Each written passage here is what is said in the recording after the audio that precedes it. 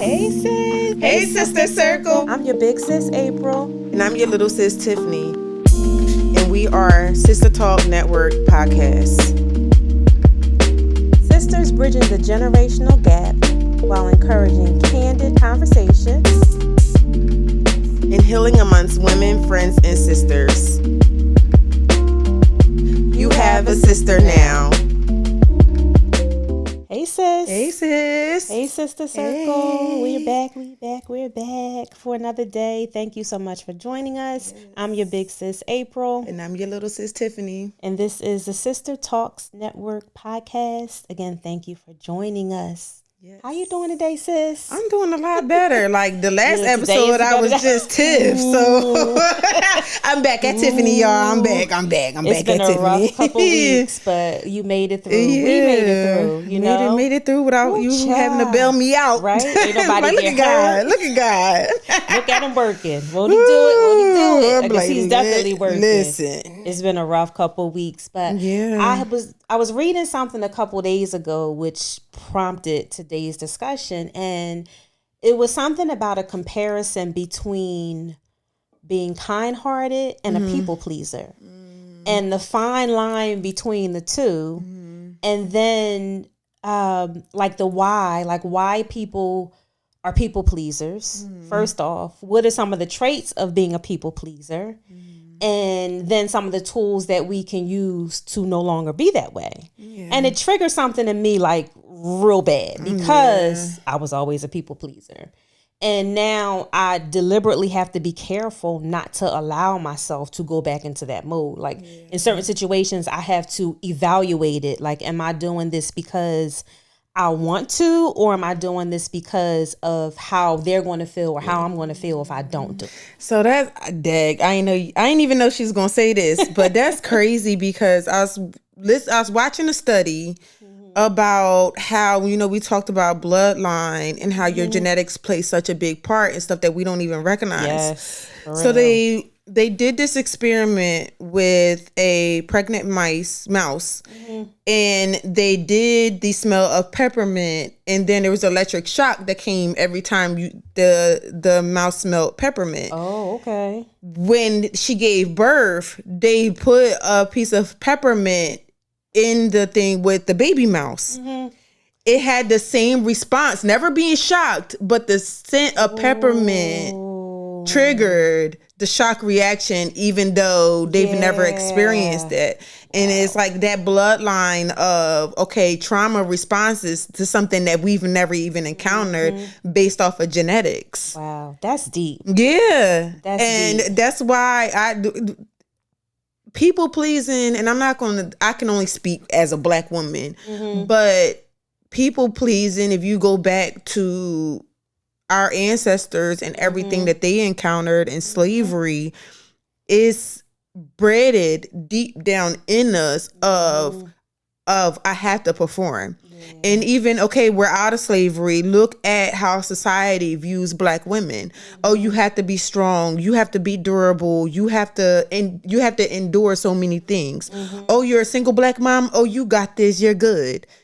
They don't never, and like very rarely do Black women get the grace of being able to show anything else than what society says strength should look like. Yeah. We're people pleasing all the way around. Without even thinking about it. Wow, that's so deep. That's so deep. When you were talking about that, I can recall being in the South and visiting, and you know how everything is different in the South. And adult Black men and women, like being out in a restaurant and referring to, say, that the person ringing them out who was a white person. Yes, ma'am. Yes, sir. And I was very offended by it. Why are we calling them yes, ma'am. Yes, sir? But it's just it's the way things are done in the South. But it triggered something in me to say, because it's almost like a slavery thing. Yeah. You know, but for them it's no. Like had it been a black person behind the counter, they would have still had the same response. Yeah. But it triggered something in me that I never even knew was there after you just said what you said. Or even eye contact. Yeah. That's another big one where I've just now, over the last few months, I'm going to look you dead in your eye. But it's a response of not even, I wasn't raised like that. Yeah. I still struggle with that. Yeah. And I know we've talked on past episodes about just acknowledging other women, like when you walk by them, and I was the one that always looked away. It's hard. I don't know. It's just something about looking somebody in their eye. I think it's a balance of either what you don't want them to see or what you're afraid you're going to see in them. Because we see so much stuff that people that y'all would think we was crazy. We tried to explain it, but I think that's a lot of times where I'm just like, I don't want to look at nobody today. I don't want to deal with it. Yeah, because people's eyes have a whole lot. That's true. That's true. Or it could be, like you said, what are they going to see in me? Am I having a bad day? Am I going to come across as having a bad day? Like, what is it? Because one of the things about people pleasing that I also read said that, like, you almost feel like you always have to be bubbly, upbeat. You can't show that you're down because you always have to be appealing to others. And I know you've talked about in the past, like, no, I don't feel like that today. And it's okay. But I'm the opposite. Like, no, we just going to, you put on appearances. And this is how it is. Like, we're not going to act that way. But yeah, that was a cringe moment for me. Like, especially because society, like, oh, you should be blessed that you have these kids. Like, that's the number one thing. Oh, you laid down and made these kids. You should be happy. Me being happy and blessed to have my kids does not mean now that there's some days where I'm like, I don't want to be around them today. Can I run away today? And I'm gonna miss them after I run away. But still, I'm thinking about them. But I'm sure it's that way with all parents. Just not all parents are bold enough to admit it. That's all. But I want to circle back to what you said about the whole trauma response. And I understand the slavery part of it. But it's also, for me, it's the whole bloodline of being accepted, like all the things that we talked about. The fear of rejection. You know, like if I don't jump through hoops or if I don't do this, that, and the third, X, Y, Z, how am I going to be perceived? Are you still going to like me? Are you still going to love me? Like all of those things that we don't even think about. And it goes back to, and not, it's all races. Like think about kids. I've heard somebody give an analogy of kids on a playground. And if I try to play with you, and you won't allow me to play, like then that rejection makes you react in another way where like you see kids getting, all of a sudden the kid is biting somebody or they're pushing them or something like that because of that rejection. So instead of facing the possibility of rejection, how can I make you like me? Like, you want some of my candy? Like, what can I do? You know, you try to share your lunch. One of my kids does that. Yes. So it starts at such an early age when you think about it. And I think that's why it's so important to, at an early age, let our kids know, no, you are perfect. If nobody likes you or wants to be around you, it does. And start thanking God for the people that don't like you, because most of them, the ones that don't like you, probably demons. It's like if they don't like you, it's because you're upsetting something in them. And God gets and I always tell my daughter this: let God pick your friends. That's a good one. You don't pick them. That's a good one. So she was like, there was this one girl at her school. I know her name. I ain't gonna say it. You better not say that baby name. No, that's somebody else's kid. I say the mama name all day long, but I ain't gonna say the kid. We ain't doing that either. We don't do kids, but I do mamas.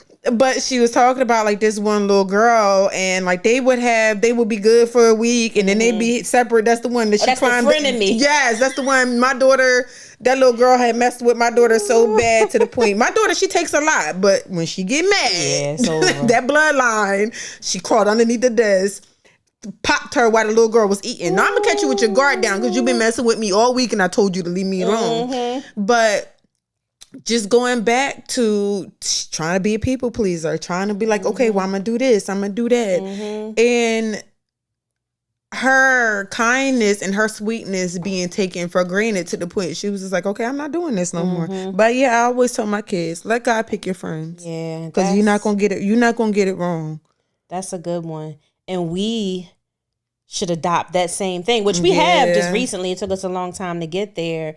Because when we know when he picks, he's ultimately has our best interest at heart. And it's going to be people that are going to lift us up and not tear us down. Because the number one trait of people pleasing, which is something that I did for years, is putting others' needs and desires before my happiness. Yeah. And that caused me so much grief.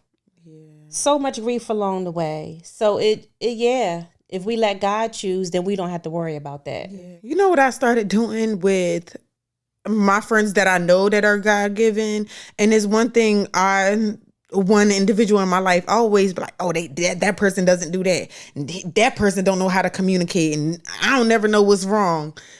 I do the same thing. I shut down when I'm really going through it. And it's just like, my friends last week, they ain't talk to me. Yeah. So just getting to the point of, hey, I'm about to disappear for a minute. I'm all right. Because I got one friend. She just like, she live in Philly. She like, don't play with me. Yeah, she was like, I'll pay toll. Do not play with me. Or she'll FaceTime me. I'll be like, it's 4:00 in the morning. She'll be like, I don't care. I'm up and I need to see your face. Right. What's going on with you? So yeah, that communication is definitely key.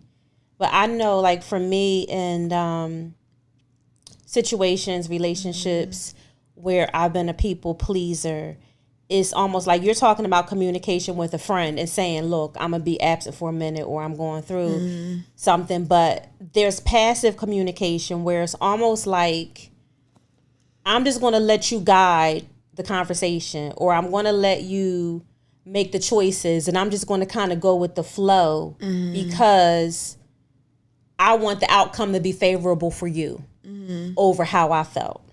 Yeah, you can't do that. No. That's where we're so different. Yeah. But I've learned it took me a long time to get to that point. And something as simple as, and I know my husband wouldn't mind me sharing this, something as simple as we're watching something on TV, and of course you want to watch sports, but I want to watch the Real Housewives of something trash because I had a hard work day. Yeah. But me saying, oh, you can turn. Yeah. She don't do that no more. You can go watch the other TV. We have 5 TVs in the house. Thank God for that, because me and Warren, we watch the same stuff. Oh, well, that's good. So, I mean, now, because I will say some of my scary stuff that I used to watch, he'd be like, I'm not watching this. Like, you about to set me up. He was like, I'm not watching. He was like, the TV show is literally called Lucifer, and you want to watch it. Why do you want to watch it? And I'm like, but it's so good, and I'm on season 4. He was like, all right, you on season 4 on the way to hell. You better start watching it. I'm with her husband. He was like, you better start watching it. Yeah. But I started looking at, I suggest this for anybody who has like a favorite TV show, because there's hidden stuff. One of my favorite movies, don't watch it. Was Skeleton Key.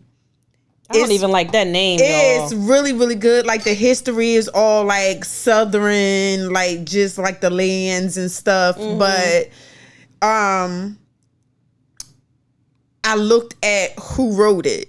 I started looking at who wrote it, and I started looking at the actors that were in it. And there's certain stuff I won't watch now on purpose. Okay. Like there's because of who wrote it? Who wrote it, and like what's the one guy?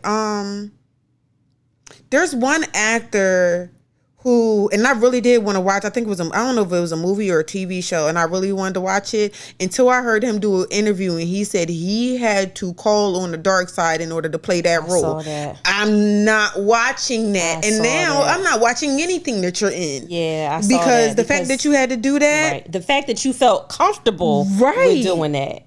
So that scares me, because what else are you doing? What else are you doing? He didn't say the dark side. He said he called on the devil for help. Specifically.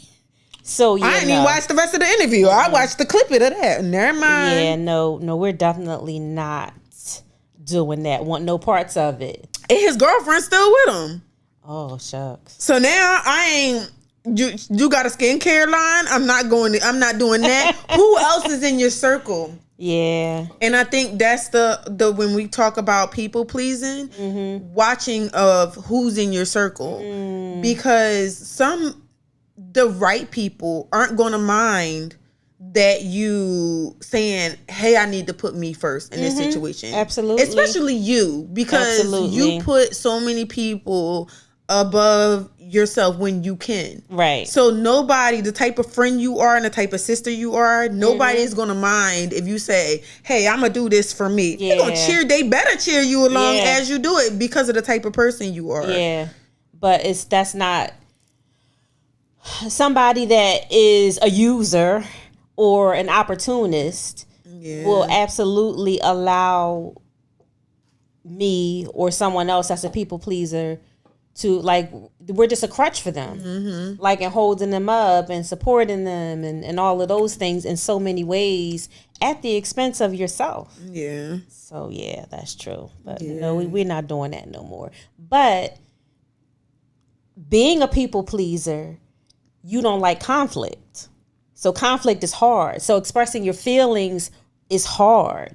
So now I find myself in a place where, like, I know I can no longer be that person anymore, but I struggle. Like, even to say some things, the feelings, how I feel when emotions, just not wanting to deal with it. Like, even conversations that you and I have had, which are tough conversations for me because... And I can tell when you holding something. Yeah. I'm like, I'll wait. I will wait. It was just a couple of days ago when you came to me and you're like, listen, I don't know what's going on. Yeah, but you still wouldn't tell me. And I'm like, I told you then. Nah, there's more. But you was just like, I was literally on the phone like, all right, I will wait because this ain't it. There's more. Because conflict is hard. It is hard for me because I was a people pleaser for so many years. And it's almost like, well, how is this going to be perceived? And some people, and this is just me, and I'm not tooting my own horn or anything, but some people are just genuinely compassionate. So being genuinely compassionate, which I am, I have always put other people's feelings above mine because I'm concerned about you being hurt or how other people are going to feel at the expense of myself. I can't speak for other people, but I can say for me, especially when I know something's up, nothing you could say to me could hurt me more. You hurt me more by not saying it. Okay. So, because then it's just like, now I got to do the guessing. Now I got to do the extra spiritual work. Yeah, like now I got to do the extra spiritual work because I know you lying. And now I got to sit for 3 hours. Like, yeah, I love my relationship with God. But if I can cut down 3 hours. Let me figure this out. All right, God, who gonna tell me? So either you gonna tell me or she gonna tell me. And a lot of times God will tell me. So that I know how to pray. I know what armor to put on and I know how to fight. Yeah. And I think that's what it is. If not for anything else, like, okay, how do I pray for you? We do the generic prayers, but it's just like, okay, if you are in battle, you should not be doing it by yourself. Oh, yeah. I agree with that. But sometimes you do see battles before they come. Yeah. Or you see them after I've already fought it because I didn't tell you about it. Like, why? It's the whole people pleasing thing, where it's like, no, I don't want them to worry. Like, you want everybody to just be kumbaya. But I'm not happy. I'm the worried person when it comes to my situations, but not when it comes to everybody else's. Okay. I jump into I'm a fix it mode. Yeah. Like when my girlfriends called me, I was irked with her. She was somewhere she ain't had no business being. Car broke down in the worst part of Camden at like 2:30 in the morning, and I'm like. She called me. She was like, I'm stuck in there. It's like, where you at? She dropped the location. I was like, why? Here I come, but I'm taking the pickup truck. I'm not taking my car. Warren's like, where are you going? To go get my friend. Oh, God. And not in Camden. Had to go get her. Well, was it like waterfront area Camden, a nice part? No. No, it was literally like crackhead with a voice box. Hey, lady, how you doing? Oh my gosh! Wow. And I started talking to different people around me and acting crazy. And I was like, "You see that person? Do I see that person?" They left me. They leave me alone. Like, well, you know, you gotta act like they act. I'm gonna act crazier than you. You talking to 2 people? I'm talking to 6. Oh my god! Play with me. That is funny. The Camden and Philly. We go to them certain parts. I see somebody talking to themselves. I'm talking to myself too. She know how to fit in, y'all, to fit into her environment. Like, listen. Wow. I'm not playing. I'm not playing. And she be like, seriously, yes. Why are you acting but we like gonna that? get you out of here. Yeah. And so she was with you while you were acting like that? Yes. But you know me. And it's 2:30 in the morning. Yes, I am in my pajamas, about to, with my slippers on, go act like a bat fool. Changing a flat tire. Wow. And then I was mad at her. I was like, tomorrow you're coming to my house and we're going to spend 30 minutes on how you change your tire. Because I'm not doing this no more. No, we're not. We're not. She has to learn. And I'm like, definitely. All these dudes, you single. All these dudes in your phone, but you call me. Yeah, because she knew she could rely on you. That's how it goes. Get a new nigga. Because a new ninja. I'm not doing it. You got all these people in your phone. Oh my gosh. I want to talk also about how people pleasing shows up. Like we've talked about just, platonic relationships like mine and yours or with a friend, but how it shows up in romantic relationships. And I think over the years, the whole thing of rejection, which it was a big thing, and just wanting to belong. And, in those type of relationships as well, but not being able to be yourself. Like we talk about the mask and hiding behind the mask and all of that stuff. So for me, for years in my marriage, and I can talk about it now because we're past it, it was like I was almost somebody else because I was adapting to who I thought he wanted me to be. Okay. So when it got to the point where, over the last few years of, and don't get me wrong, some of it was me, but a lot of it wasn't. Yeah. It got to the point where it's like, no, I can no longer do that. That person no longer serves me. I don't even know who she is, basically. So this is who I am. Adapting to that. The challenges, sisters. It's hard. Woo. Because are you going to accept this version of me? Yeah. And honestly, I think he likes it a lot better. Yeah. Because who wants somebody that never has an opinion? Like you just going to kind of go with the flow. You going to kind of do whatever. Yeah. So, yeah, that was tough. Yeah. I think because you taught me how you start something, it's how you finish. Yes. Made me overly comfortable in my marriage of what you see is what you get. Like to T where it was just like, okay, Tiffany, some stuff you need to change. Yeah, she be doing too much sometimes. Like, all right, get up, clean the house. Yeah. Like, all right, cooking dinner, I like to cook. So that was really never a thing for me. And when I met him, I was like, we gonna fatten you up. Yeah, I remember that. We wear the same size. We about to fix this.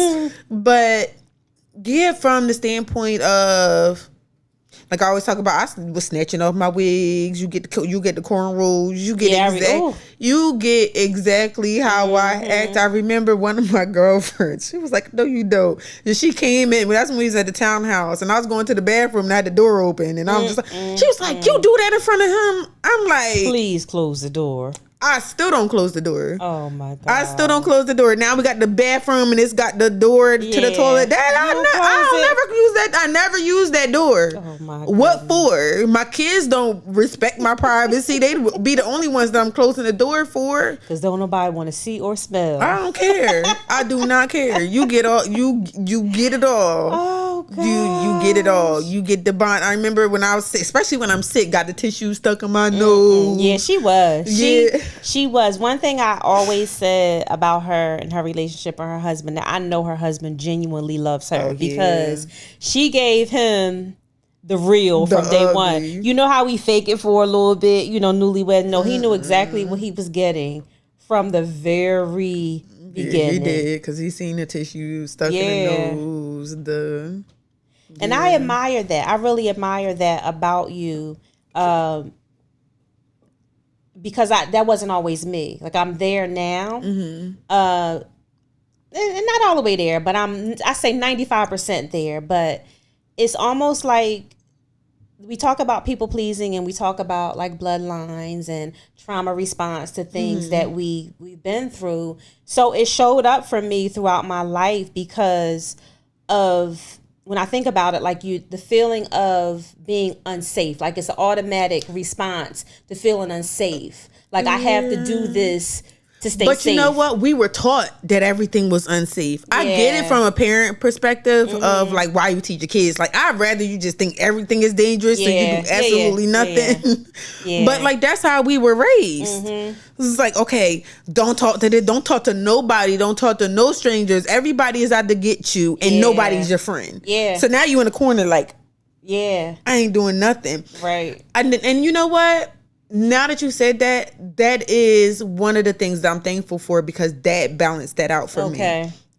Dad never cared. Like, we know he never cared. He was who he was, and that was it. Like, Dad went to the bathroom with the door open. So that gave you that like, I was 22 years old, and he was going to the bathroom with the door open. Like, I don't care. He used to come in my room, fart, and run out. Like, and laugh, probably. So it's just like, it was nothing for me to do the same thing and Dutch oven somebody and be like, I got you. Like, that's why, like, my guy friends is like, yo, she one of the dudes. Cause just fit right in. Like, what in the world? So that covers it from like feeling safe physically. And I was thinking more so of like feeling safe emotionally, or like in a relationship. So like, if you feel unsafe emotionally within yourself, of course you're going to try to overcompensate outwardly, like we always talk about. And honestly, not until the last couple of years that I realized this is what I was doing, and this was the why. I don't want to say never, but I don't feel emotionally safe. Still? In most situations, in most situations I don't. So you think that's just a defense mechanism, or? I think it's an F around to find out. Like, I feel like I feel like that for me, like we always talk about the switch that goes off, and I feel like there's very few people that do get that raw emotional side of, you get all of it. And then to have that damaged recently and being like, okay, now you get the other side. But when I cut it off, I don't know if that switch is going to turn back on. Ooh, that's a scary part. But that's the difference between you and I, where like, because of the emotional trauma, like I will overcompensate to, like I need to hold on to you. But when you go the opposite way, like it's easier for you to detach. You've said that, than to try to do the work to hold on. Because Dad does it. Because Dad does it. Yeah. I have a lot of I'm realizing like how many traits I have of his, where now I understand why my ex-boyfriends was just like, I'm dating a whole ninja. Like, you act like you pretty, but you have traits of a dude. Like, you need to fix that. I remember, like I remember I had changed my number on one of them, and he called the house. That's when we had house phones, and he was like, you need to fix your daddy issues. And he hung up the phone. And I was so pissed at him. Like, how dare you? I wanted to read him for Phil. Because it's like, okay, let's talk about your mama. Let's go there. Ooh, I know exactly who she's talking about. We're not going to talk about that, though. Ooh, like, oh, you want to go there? Okay. Yeah. Daddy issues, mommy issues. Your mommy got medicine sitting on the counter because she's in a whole, like, okay, you... I'll send you and your mama back to therapy. Play with me.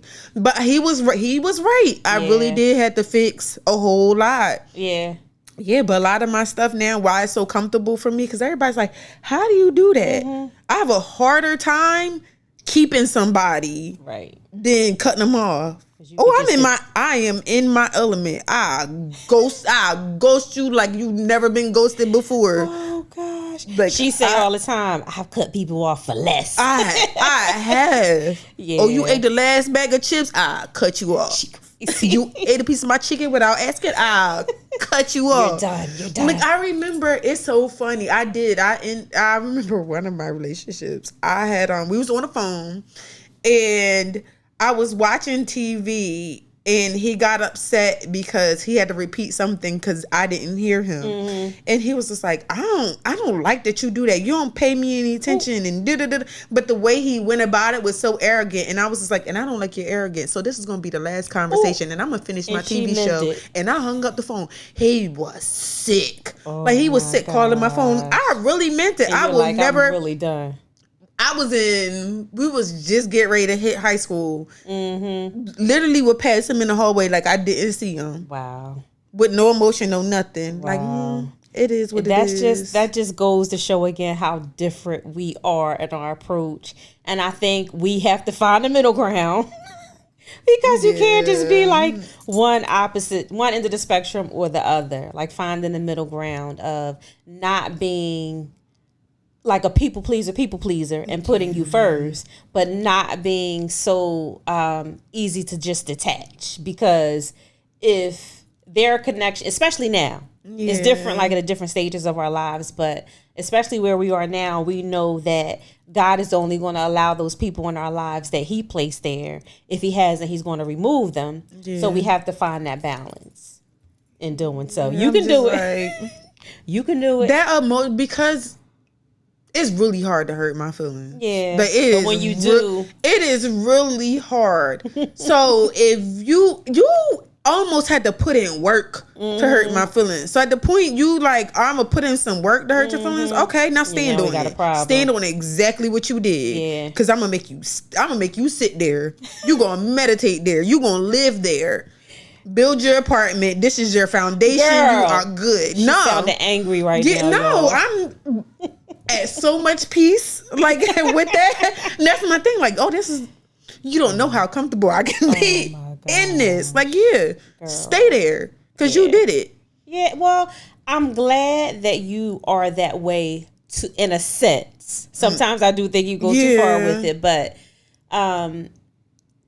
to not be in a situation where you're like almost hanging on, like I need to hang on. It's like survival mode. I have to hang on. Mm-hmm. You are comfortable in saying, no, I'm good. Mm-hmm. I'm good no matter what. Because what happens is when you are working to make others comfortable, comply with their needs, people pleasing, you end up being resentful anyway, where you're saying I have peace. Mm-hmm. Like, there's been times where like I'm complying with everything that you want me to do. I'm agreeing to stuff that I don't really want to do. And then I'm mad.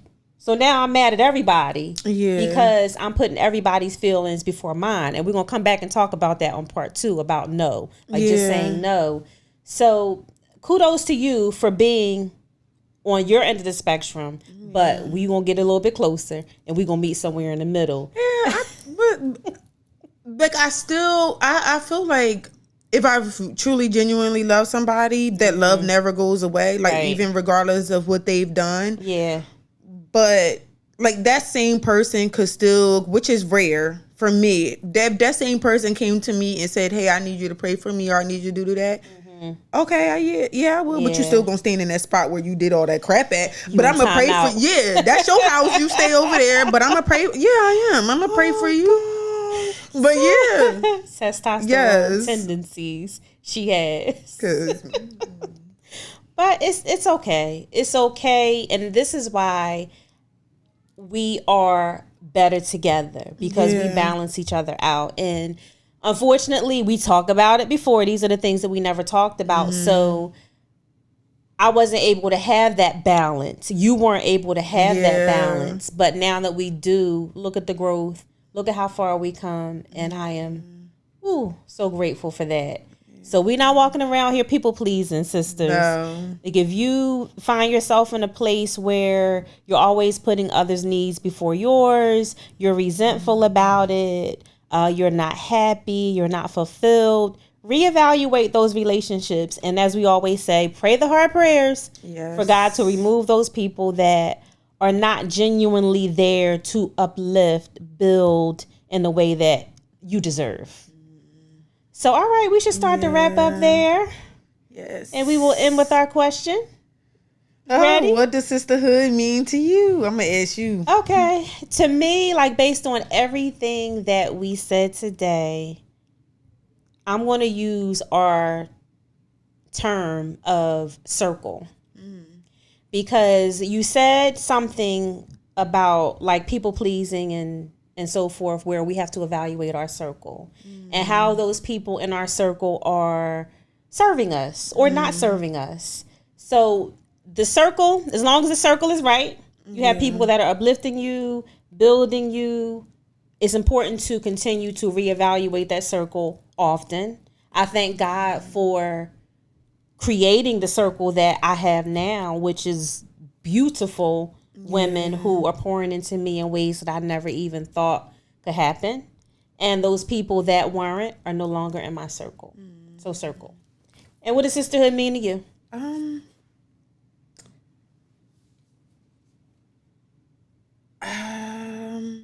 Trying to think.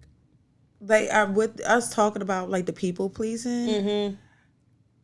I'm brought back to pressure.